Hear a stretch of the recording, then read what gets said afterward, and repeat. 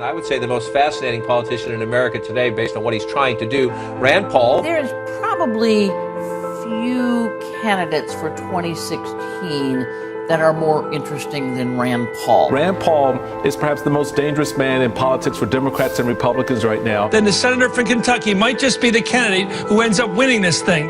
The first-term Kentucky senator right now is the closest thing Republicans have to a 2016 frontrunner. He's got the organization on the ground right now. He's in all 50 states. He's got young folks gravitating towards him. He's got African Americans taking a pause and looking at him. Yeah, I think at this point you'd have to call him a frontrunner, and I think it says something profound about the Republican Party. They want leaders that won't feed them a line of crap or sell them short.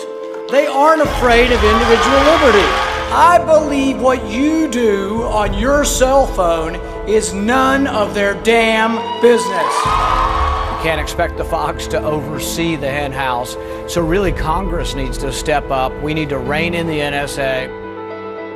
Senator Rand Paul filibustered yesterday for almost 13 hours on the Senate floor. Rand Paul was a hero yesterday. Well, he was genius. Look, I would call it a stunt except for the fact that he was entirely sincere and he was entirely right. I mean, he's out there talking. This isn't one of those, I'm not going to do anything.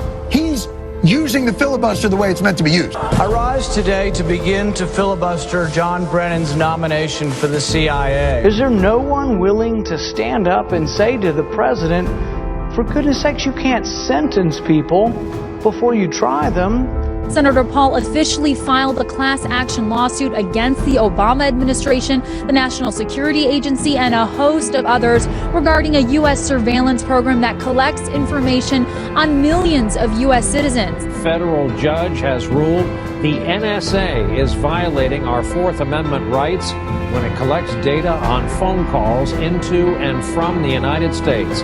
Whether you're a liberal or a conservative watching Rand Paul, I think you had to kind of admire the guy for really going out there and fighting for what he believed in. What you are about to hear Rand Paul say is absolutely extraordinary. What he said is the politically bravest thing said in Washington today. But why are so many men of color, so many young men of color incarcerated? Because frankly, it's easier to arrest and convict poor kids in urban environments. But you can be a minority because of the color of your skin or the shade of your ideology. You should get a second chance. So it can't be that you made a youthful mistake and that it's going to carry with you forever. I do blame the politicians. We put our police in a difficult situation with bad laws. Yet today, a third of African American males are still prevented from voting because of the war on drugs. We've got real problems as a country, and we can have all these sort of short-term battles between Republicans and Democrats. Our future hangs in the balance.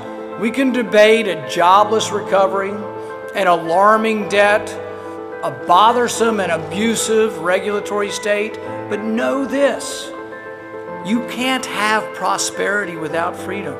Your task is not to minimize the loss of freedom, not to clutch at what we've got left. Your job is to maximize your liberty. So let's do it together. Let's take a stand.